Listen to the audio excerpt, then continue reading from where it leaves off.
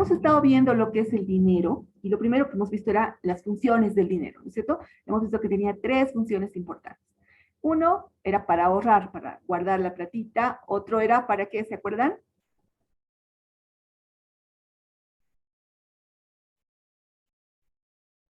¿Cómo, chicos? ¿Cuáles son las tres funciones del dinero? Para guardarnos, para ahorrar, ¿qué más? Transacciones. Eso, muy bien. Comunidad de cambio para poder hacer transacciones. ¿Y el otro? Comunidad de cuenta, ¿no? Para darle valor a los bienes. Eso es comunidad de cuenta. Es decir, digamos, esto cuesta 1.000 bolivianos, esto cuesta 2.000, esto cuesta 5 pesos, esto cuesta 1 peso, ¿no? Entonces, esas son las tres funciones principales del dinero. Habíamos visto esto, habíamos visto como medio de pago, y esta comunidad de cuenta como reserva de valor para ahorrar, ¿no? Después habíamos visto qué era la demanda de dinero, por qué se demandaba el dinero, una forma de, por ejemplo, de mover el tema de la demanda de dinero, el tema de los depósitos a la vista, el tema de los intereses, ¿no? Un poco relacionado con lo que hemos visto en el video también. Después habíamos visto cómo se medía la velocidad del dinero, que era ahí veíamos que la velocidad del dinero era el PIB nominal dividido entre la masa monetaria, ¿no? Entre el dinero. Entonces, aquí también habíamos visto que en lo que es la masa monetaria hay muchos agregados monetarios, ¿no es cierto? Ahí puede ser, por ejemplo, la base monetaria cero, que se conoce como digamos, el dinero más líquido, que son los billetitos y las monedas, ¿no es cierto? Y el otro que va subiendo, ¿no? Depósitos a la vista, después incluyen también las cajas de ahorro. Entonces, hay diferentes masas monetarias que podríamos mostrar aquí en vez de M. Y también hay muchas diferentes velocidades del dinero, ¿no? En función de esta masa monetaria. Esto creo que lo hemos visto también, no me acuerdo. ¿Cómo ha sido la circulación de dinero? Esto estaba un poco medido de la historia del Banco Central. Cómo se ha ido moviendo la base monetaria, ¿no? Ahí está la base monetaria, billetes y monedas, que esto es lo más líquido, ¿no? La base más líquido, y eso, el resto que son como cuasi dinero, ¿no? Los otros agregados monetarios. Después nos decía cuáles son las reservas, cómo se va moviendo en función de las reservas, era un gráfico que nos estaba mostrando cómo se han movido los billetes y monedas en función de lo que son las reservas en el Banco Central también. Y después veíamos la oferta monetaria o la oferta de dinero, que nos mostraba, como les decía, eran los agregados monetarios prácticamente. ¿Quién maneja la oferta monetaria? ¿Quién maneja la política monetaria? Generalmente es el Banco Central, ¿no? Generalmente en todos los países el Banco Central, o el Banco Central de la Reserva Federal, por ejemplo, ¿no? En el Reino Unido, o en Estados Unidos el Banco Federal de Reserva, etcétera. En nuestro país, el Banco Central de Bolivia, ¿no? Ahora, ¿cuáles son los tres tipos de operaciones que hace el Banco Central para modificar la cantidad de stock de dinero, es decir, para modificar la oferta Licenciada, monetaria? disculpe. Sí, dime. Creo que la pantalla está congelada. A ver. Voy a dejar de presentar y voy a volver a compartir. Gracias. Vamos a volver a compartir.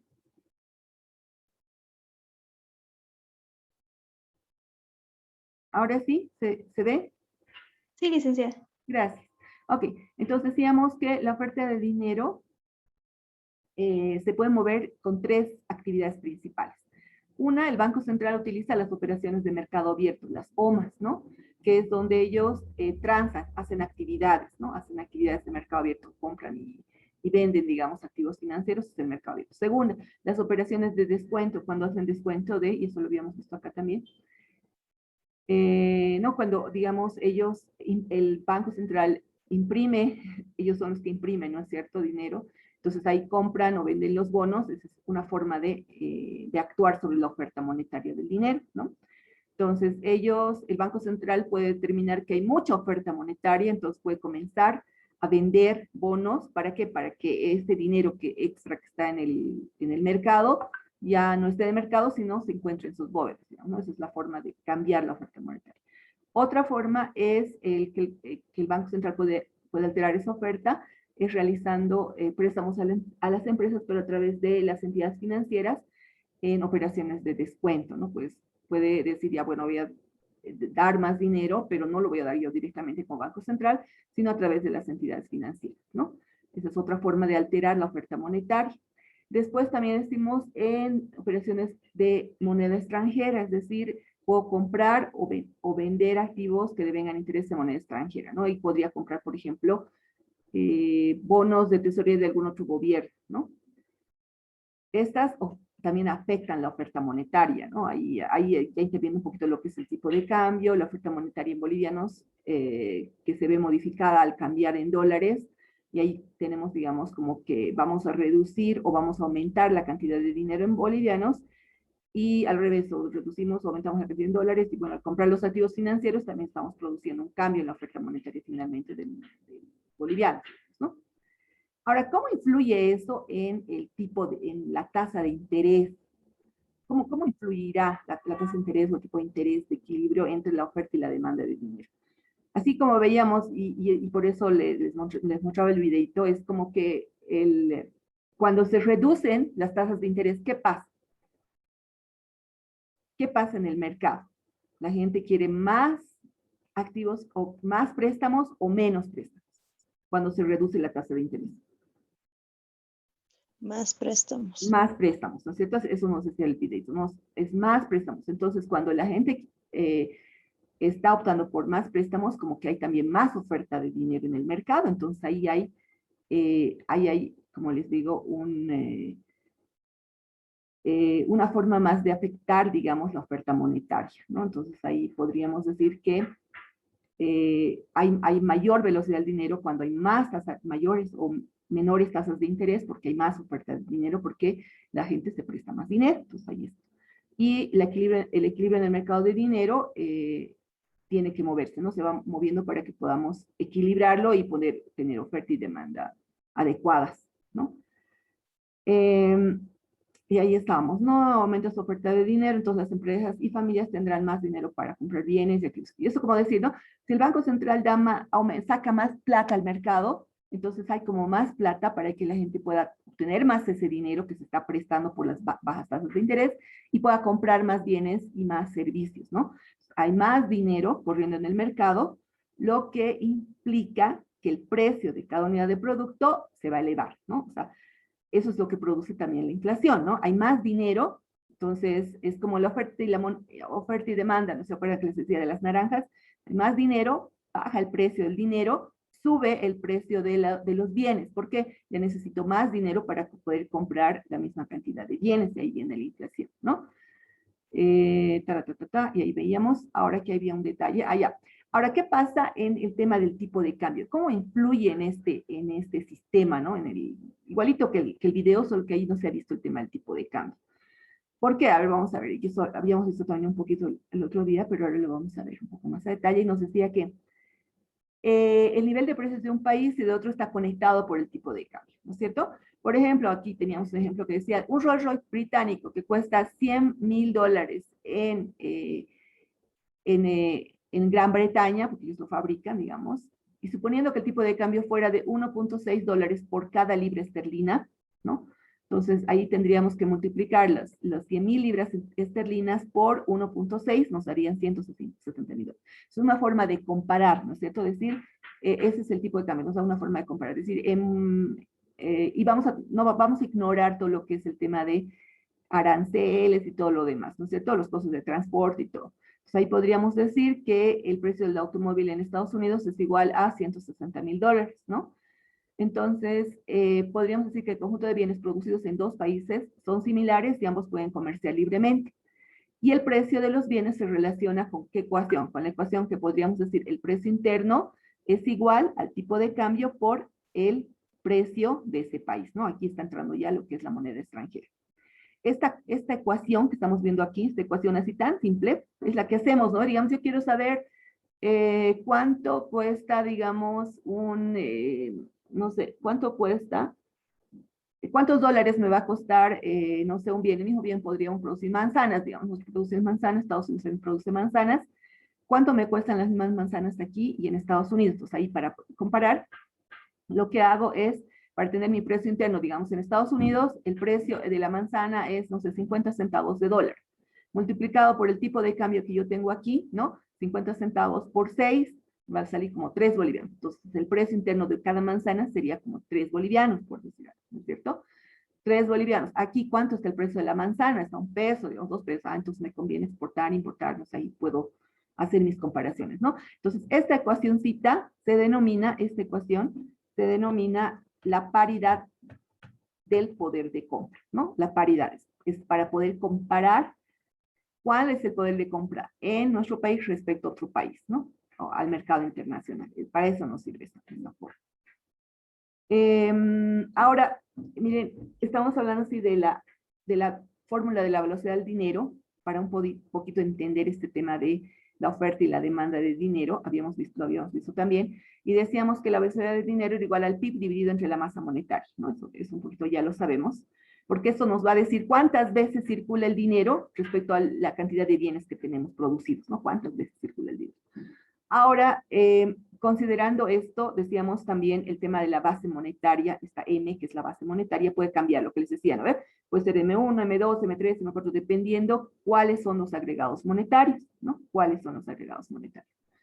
Entonces decimos, en la velocidad monetaria, ya, en la velocidad podemos decir, puede cambiar la base monetaria, podemos despejar también el anterior, podemos despejar y decimos, en vez de poner, digamos, la masa monetaria abajo, despejamos, solo estamos despejando, ¿no es cierto? Entonces, esto va a pasar a multiplicar y esta velocidad va a pasar a dividir. Entonces, podemos decir que la masa monetaria es igual a el precio por la cantidad dividido entre la velocidad del dinero, ¿no? Y eso nos va a dar la masa monetaria. ¿Cuánto dinero debería estar circulando en la economía, ¿no? O sea, ¿cuál es la masa monetaria? Al revés podemos hacer, ¿no es cierto? Ya podemos reconocer que la tasa de interés nominal también afecta la demanda de dinero. Eso que decíamos, ¿no? La tasa de interés afecta la demanda de dinero. Y por lo tanto, el ajuste de la inflación a un cambio en el crecimiento del dinero. O sea, en esta ecuación nos podemos dar cuenta que va a afectar a la velocidad del dinero. ¿Por qué? Porque cuando la gente quiere, cuando las tasas de interés bajan, decíamos, ¿no? La gente quiere más dinero, por lo tanto, la masa monetaria que circula en el mercado aumenta, por lo tanto, afecta la velocidad del dinero y puede también afectar el tema de la inflación, ¿no? Eso es en realidad lo que nos quiere decir todo esto, ¿no? Dependería de la inflación. ¿Qué más? Ahí tenemos que aumenta el alza de las tasas de interés, va a aumentar la velocidad de circulación de dinero. Y bueno, ahí hasta también entra ya la teoría cuantitativa la teoría cuantitativa que nos dice que la inflación es siempre un fenómeno monetario, ¿no? ¿Por qué es un fenómeno monetario? Porque mientras más dinero hay, pues vamos a tener mayor inflación, ¿no es cierto? O sea, ahí nos dice la inflación ocurre como producto del crecimiento en la cantidad de dinero. Cuando hay mucho dinero, para la cantidad dada de bienes, los precios aumentan y se deteriora el valor del dinero, ¿no? Y es como decir, ¿no? En el tema de la oferta y la demanda de dinero, hay más dinero, entonces por cada bien cada bien acaba costando mucho más, y eso produce la inflación, ¿no? Eso lo habíamos visto ya, los agregados monetarios, quería explicarles un poquito más, habíamos visto el agregado monetario, qué eran los agregados monetarios, cómo crea dinero el Banco Central. Ahora yo creo que ya se entiende un poquito más, ¿no es cierto? El Banco Central tiene la facultad de imprimir el dinero, ¿no es cierto? ¿Se acuerdan que veíamos en el videíto? Ellos imprimen el dinero, o sea, ellos tienen esa facultad, ¿no es cierto? Pero para poder, por ejemplo, como en el caso en el que estamos ahorita, estamos en una especie de recesión económica por el tema de la pandemia, ¿no? Y no solo nosotros, sino todos los países. Algunos con una recesión mucho más, digamos, terrible que otros. Y en ese caso, ¿qué tendría que hacer el Banco Central, no? En esos casos, el Banco Central lo que hace muchas veces, una de las formas de salir de para poder hacer ese desapalancamiento, como decía, lo que tendría que hacer es poder imprimir dinero y al mismo tiempo poder comprar activos financieros para que el gobierno pueda gastar ese dinero. Otra forma puede ser para poder disminuir la cantidad, por ejemplo, si estuviéramos en un periodo inflacionario, podría emitir bonos para disminuir la cantidad de dinero en el mercado y así poder tener un equilibrio en el mercado, ¿no? Un equilibrio entre la demanda y la oferta de dinero y evitar que haya periodos inflacionarios, ¿no? Entonces, ¿qué se hace? Por ejemplo, lo que decíamos, ¿no? ¿Cómo son las etapas? El gobierno central emite bonos, el gobierno central emite bonos, ¿no? El gobierno vende esos bonos al Banco Central a cambio de dinero y el dinero es utilizado más tarde para cubrir el déficit, ¿no? Entonces, así es como el Banco Central inyecta dinero a la economía para poder cubrir los déficits, para poder mejorar la economía, ¿no? Esa es la forma. Y lo hemos visto, ¿no? En el video está bien clarito esta parte. Nos dice cómo hace, no, el Banco Central no solito puede hacer todo, tiene que trabajar con el gobierno. El gobierno lo que hace es emitir los bonos, le vende esos bonos al Banco Central, con eso obtiene el dinero y con ese dinero ya lo inyectan a la economía para poder cubrir los déficits y también para poder mejorar la economía, ¿no?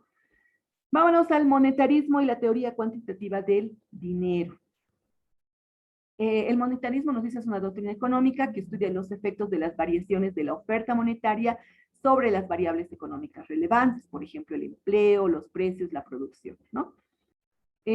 ¿Cuál es la idea del monetarismo? Es que un aumento en la oferta monetaria, ¿qué significa? Significa que el total del dinero va a aumentar en la economía, o sea, va a haber más plata. Entonces, eso significa que aumenta la producción en el corto plazo y la inflación en el largo plazo, ¿no? Entonces, eso es lo que nos dice la teoría monetaria del dinero o el monetarismo. Todo se basa en el dinero, por eso es monetario, ¿no? Todo es la plata. Entonces, uno de los principales exponentes de esa teoría monetaria es Milton Friedman, ¿no? Ahora, ¿cuál es la formulación de la teoría cuantitativa del dinero o del monetarismo, ¿no? Entonces, aquí nos dice, y está relacionada a la velocidad del dinero. Nos dice, la masa monetaria por la velocidad del dinero es igual a ¿qué?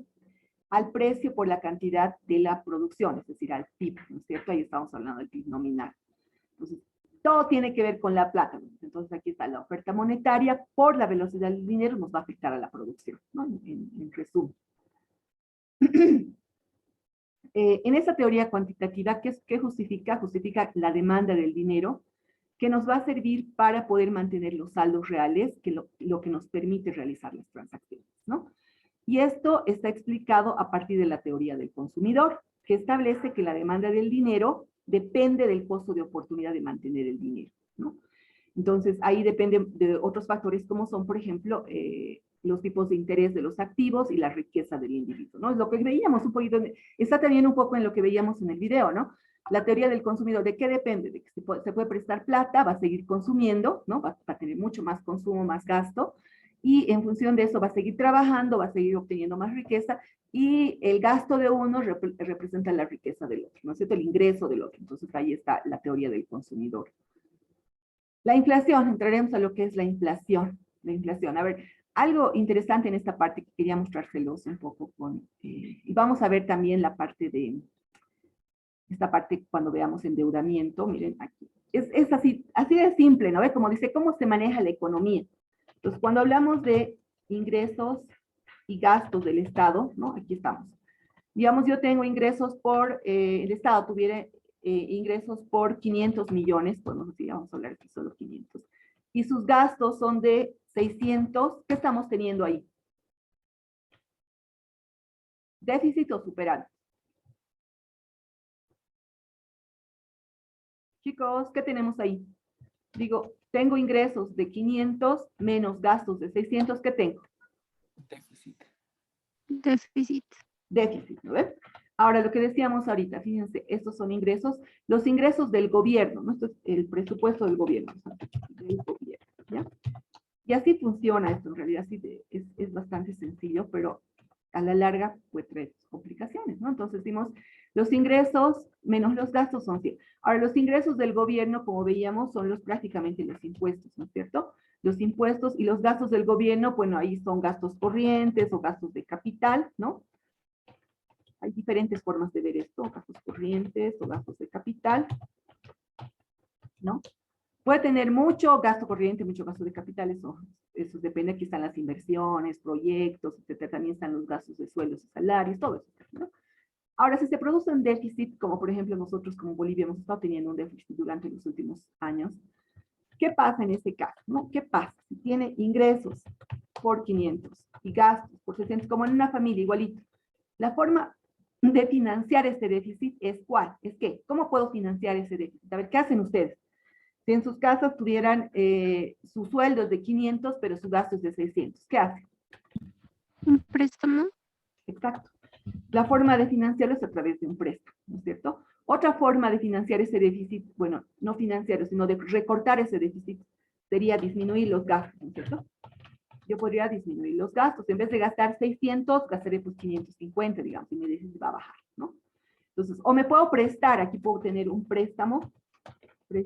Generalmente el gobierno hace préstamos a largo plazo, y quienes hacen estos préstamos pues son los organismos internacionales, ¿no? Entonces yo me puedo prestar aquí 50 y con esto mi déficit va a llegar a 0, ¿no? Eso es un préstamo. Ahora, otra forma de financiar este déficit, ¿cuál sería? Lo que acabamos de decir, con la teoría monetaria. ¿Qué hace el Banco Central?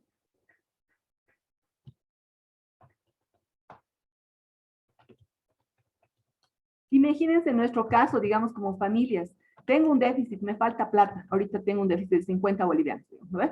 Ucha, tengo pues abajo mi imprenta, voy ahí, imprimo 50 bolivianos y listo, no hay problema. ¿Qué les parecería esa forma de financiar mi déficit? ¿Buena o mala? Liz, no sé si estoy en lo correcto, pero sería un poco malo porque igual nos van a poner lo que es un monto de interés. Ya. En el caso del préstamo, tenemos tasas de interés, ciertamente, ¿no? Tasas de interés, porque no solo vamos a tener que pagar los 50, sino vamos a tener que pagar más las tasas de interés, ¿no? Vamos a tener que pagar, digamos, no sé, 5 pesos más, 55. A la larga, los préstamos te traen consecuencias también. Y no puedes endeudarte todos los años, todos los años. ¿Cómo pagas ese préstamo? Tienes toda la razón en eso. Pero emitir dinero es otra de las formas en que los gobiernos se financian. Justo como decíamos, ¿no es cierto? Como decía en el video, es otra de las formas que financian. ¿Qué hace el Banco Central? Es el que emite el dinero, imprime el dinero, ¿no ves? Ellos no, obviamente, hacen imprimir, ¿no? Entonces, el Banco Central de Bolivia emite el dinero y le vende ese dinero ¿a quién? Al gobierno central, ¿no es cierto? Entonces, el gobierno central emite bonos, activos financieros, por eso decía en el video, activos financieros. El gobierno central emite activos financieros, o bonos, podemos decir, bonos, letras, pagarés, ¿no? Activos financieros. Compra, el Banco Central le compra, ¿no? El Banco Central emite el dinero, este dinerito va a ir después emite dinero, ¿no? Este dinero va a ir después al gobierno central. El gobierno central lo que va a hacer es gastar ese dinero aquí y con eso va a cubrir su déficit, ¿no? Esa es otra forma de cubrir el déficit, emitiendo dinero, ¿no?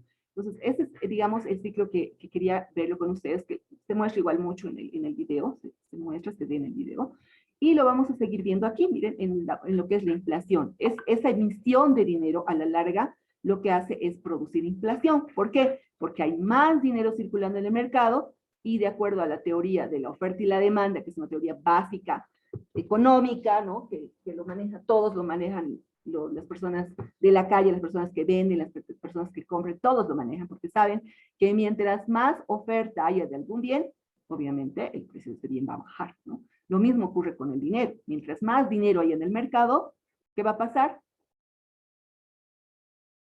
Va a haber una apreciación o depreciación del dinero. Chicos, ¿qué va a pasar? Si hay más oferta de dinero, Depreciación.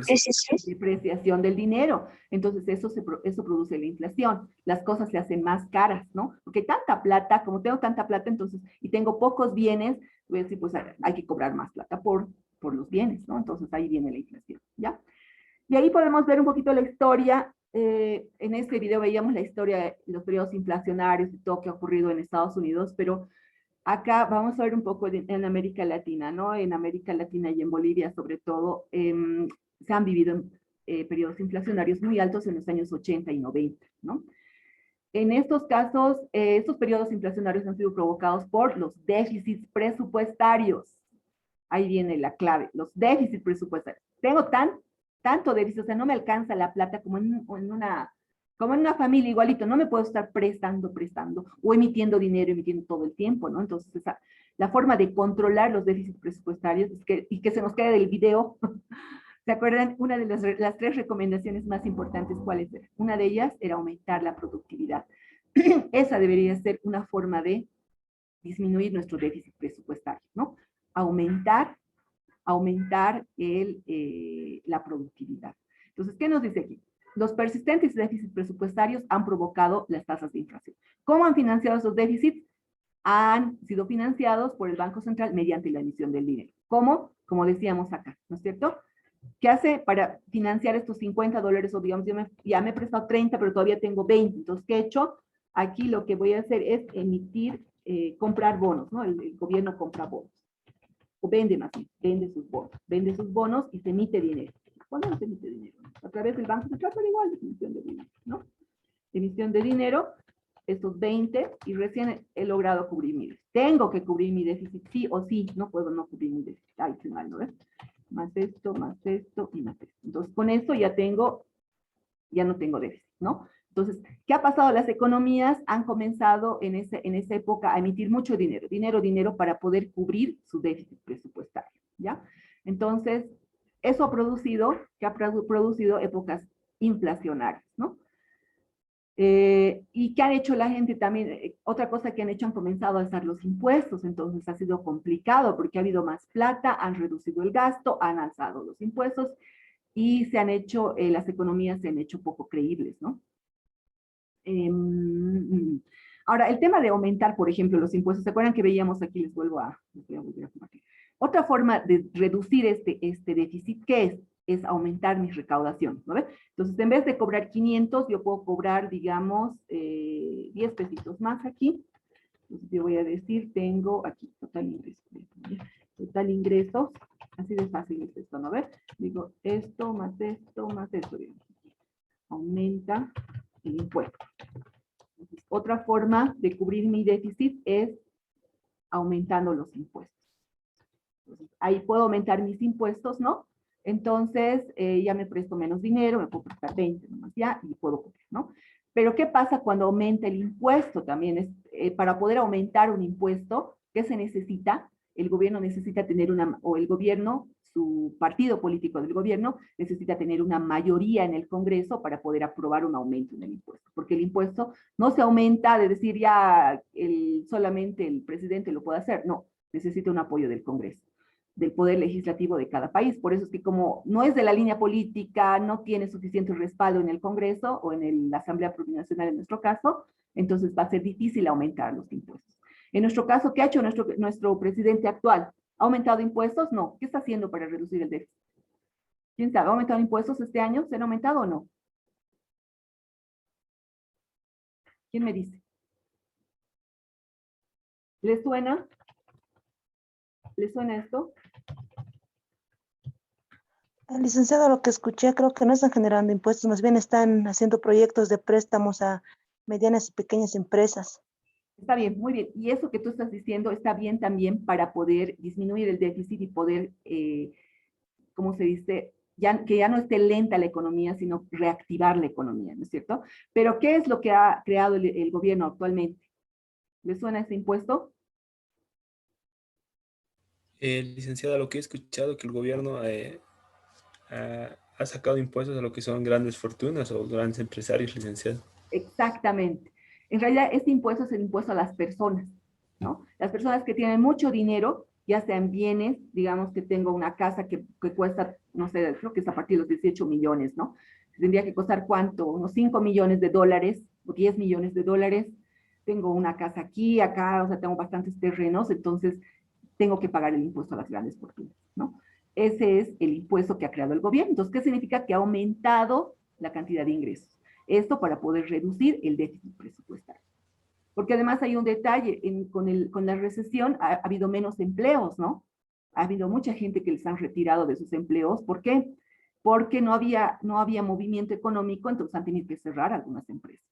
Entonces, muchos impuestos de acá también se han reducido, ¿no? Digamos 495. ¿Por qué? Porque se han cerrado las empresas y ya no han pagado el impuesto a las utilidades, ya no el IVA, ya no el IT, porque no han habido transacciones. Entonces el gobierno ha tenido que de alguna manera compensar esto y aumentar un poquito por el impuesto a las grandes fortunas, ¿no? Entonces es lo que ha hecho el gobierno ahorita, ¿no? Muy bien. Y lo bueno es que el gobierno tiene poder en el, o sea, tiene apoyo en la Asamblea Plurinacional, en el Poder Legislativo, ¿no? Por lo tanto, ha podido hacer aprobar esa ley, ¿no? Si no tuviera, imagínense que le quieran dar la contra y no, ya no podría haber hecho eso y no hubiera podido un poco controlar el tema del déficit, ¿no? Es más fácil la emisión de dinero, ¿por qué? Porque no es necesario ir al Congreso ni a la Asamblea Plurinacional, ¿no? Ese es el detalle cuando estamos hablando de dinero. Por eso es que la gente va mucho a, no la gente, los países prefieren imprimir dinero antes que aumentar, o sea, no prefieren, claro, prefieren imprimir dinero antes que aumentar impuestos. ¿Por qué? Para el aumento de impuestos tienes que ir al Poder Legislativo. Para la impresión de dinero no necesitas. Eso lo controla el Banco Central y lo controla el gobierno, digamos, ¿no? El gobierno que está en el poder en ese momento, ¿no? Ahora, ¿qué pasa con el tipo de cambio fijo, como en nuestro caso? ¿Qué pasa cuando tenemos un tipo de cambio fijo? El tipo de cambio fijo rompe el vínculo entre el corto plazo y el déficit y la inflación, porque se mantiene, el gobierno lo va manteniendo, ¿no? Entonces, cuando decimos que hay un déficit financiado con la emisión de dinero, muchas veces provoca que el gobierno central pierda las reservas en moneda extranjera. ¿Por qué? Hay mucho dinero circulando en el mercado, mucho dólar, entonces, ¿qué hace el Banco Central? Compra los dólares, ¿no es cierto? Y saca dinero al mercado. Y eso permite, o eso puede provocar que el Banco Central se quede con menos reservas en moneda extranjera, ¿no? Tarde o temprano, el Banco Central agota sus reservas y esto se conoce como la crisis de la balanza de pagos. O sea, ya no hay suficientes reservas internacionales en dólares, por decir, para poder cubrir ese déficit, ¿no? Y cuando se produce la crisis del régimen cambiario, se derrumba, o sea, ya no puede mantener el gobierno ese tipo de cambio fijo. ¿Y qué pasa? El tipo de cambio comienza a flotar y la inflación se dispara. Es lo que ha ocurrido con nosotros en los años 1985, cuando había un déficit terrible, ¿no? Más del 500% superado el déficit. ¿Ya? Entonces, decimos el déficit fiscal y la inflación. Entonces, cuando hay déficit fiscal, en el sector público gasta más de lo que recauda, lo que acabamos de ver. Este déficit se puede financiar, hemos dicho, de tres maneras, ¿no? Uno, endeudamiento con el público, deudas, el uso de las reservas en moneda extranjera y la emisión de papel moneda. Entonces, aquí nos faltaba algo importante. Otra forma de financiar el déficit, que es el uso de reservas en moneda extranjera. Pues, otra forma de financiar este déficit, yo puedo también usar mis reservas en moneda extranjera y me quedo ahí con menos déficit, ¿no? Entonces, es otra forma de financiar el déficit. Ahí, ¿no? Yo uso el uso de reservas en moneda extranjera, es otra forma, como les decía, aquí lo encuentro colorcito, ¿ya? Compro mis dólares, vendo mis dólares y ese dinero lo uso para poder financiar mi déficit. Uso de reservas, mis reservas internacionales. Eso a la larga produce inflación, ¿no es cierto? Muchas veces el gobierno tiene un déficit grande y crónico y está muy endeudado y ha utilizado sus reservas, entonces se ve obligado a emitir dinero. Es como decimos la emisión del papel moneda, ¿no es cierto? Ya, nos queda 1 minuto y 54 segundos. Vamos a terminar, ya estamos casi terminando, pero ya no volvemos porque estamos 11:20 prácticamente, ¿no? Ya estamos terminando, ¿ya? Vamos a ver, en este caso el gobierno no puede obtener endeudamiento con el público, ni dentro ni fuera del país, entonces sus reservas están agotadas. ¿Qué pasa? Su única opción es aumentar la masa monetaria, ¿no? Entonces, para aumentar la masa monetaria, aquí tenemos lo que hacen es el precio por el déficit fiscal y aumentan la cantidad de dinero en el mercado, ¿no? Tendríamos que hacer una combinación de ambas, ¿no? Entonces, la inflación podemos decir que tiene dos determinantes básicos, ¿no es cierto? Mientras más sea el déficit financiado con la emisión de dinero, como porcentaje mayor del PIB, mayor será la inflación. Y el aumento proporcional en la velocidad del dinero, llamada huida del dinero, podríamos decir que es uno de los determinantes también de la inflación, ¿no? Es decir, que más dinero circulando en el mercado, mayor inflación, ¿no es cierto? Entonces, eso es lo que nos está mostrando. Mayor déficit en el mercado, mayor inflación, y eso trae los booms terribles, los periodos inflacionarios complicados, ¿no? ¿Qué pasa? Los individuos cambian sus pesos, y ese es el detalle, ¿no? También la pérdida de la confianza, ¿no? Dicen, se cambia los pesos en la historia inflacionaria, se produce el déficit fiscal, y comienza la gente, dice, ya no creo en el boliviano, por ejemplo, en esas épocas en los pesos bolivianos, y comienzan a comprar dólares. Compran dólares. Como hay escasez de dólares, sube el tipo de cambio y el gobierno ya no puede mantener esa velocidad del tipo de cambio. va a terminar el tiempo, queridos jóvenes. Hasta aquí hemos visto, nos veríamos la siguiente clase el día martes para terminar este tema y comenzar con el siguiente, ¿ya? Entonces, no sé si todavía nos queda un tiempito para alguna preguntita por ahí.